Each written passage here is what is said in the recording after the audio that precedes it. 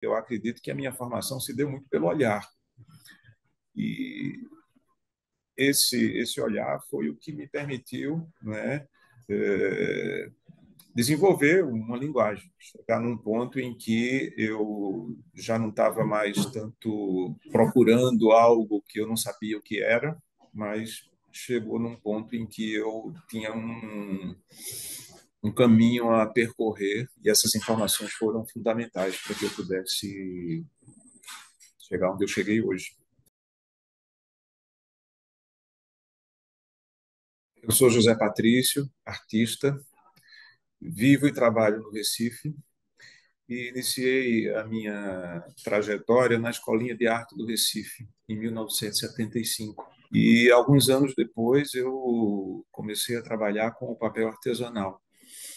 Nessa época, no início dos anos 80, era uma técnica que não era muito conhecida e se mostrou uma técnica passível de ser desenvolvida ao ponto de se tornar a própria expressão.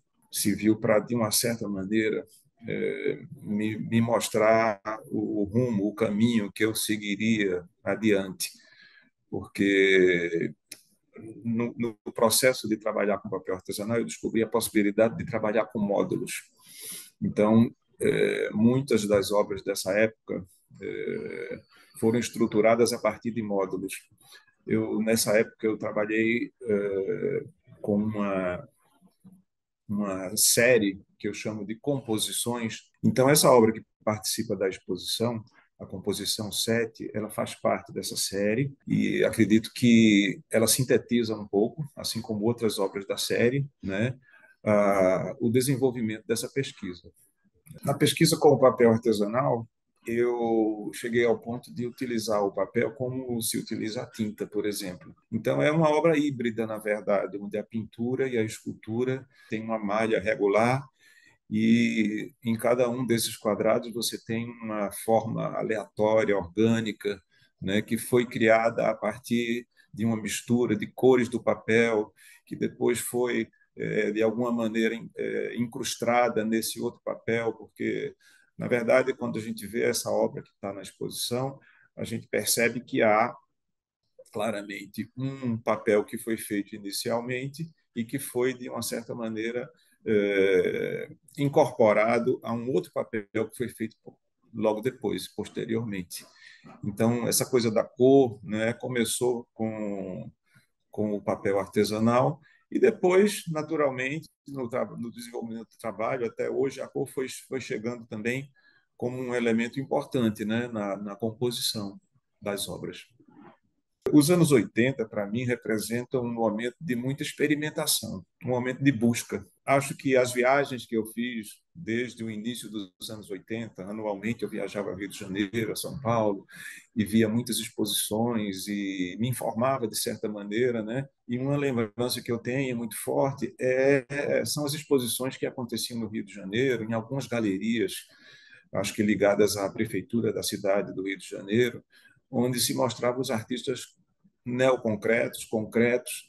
Então, assim, isso foi uma coisa muito rica para mim, não é? Porque eu comecei a associar esses trabalhos com o que eu já via aqui no Recife, uma expressão vernacular geométrica que é muito rica aqui no Nordeste, não só as fachadas das casas, como as barracas de feira, como, enfim, uma série de elementos que a gente encontra, né, que são elementos geométricos e feitos de uma forma espontânea. E, de uma certa maneira, eu pude fazer uma ligação com o que eu estava vendo lá no Rio de Janeiro. E eu acho que isso foi determinante para que eu pudesse trilhar um caminho onde a geometria era algo importante, era algo que eu estava interessado em pesquisar. Hoje, as coisas acontecem de uma forma muito natural. Então, toda a experiência que a gente vai acumulando na vida, né, em algum momento, ela se torna algo espontâneo, natural, né? Então, eu acredito que Só mesmo o trabalho constante, né, a experimentação, os erros e acertos que a gente faz durante esse percurso todo, né, é que podem, de alguma maneira, levar a esse ponto em que a gente se sente mais seguro para produzir, para fazer, sabendo que tem um norte que nos guia, né, e que resulta em obras de arte.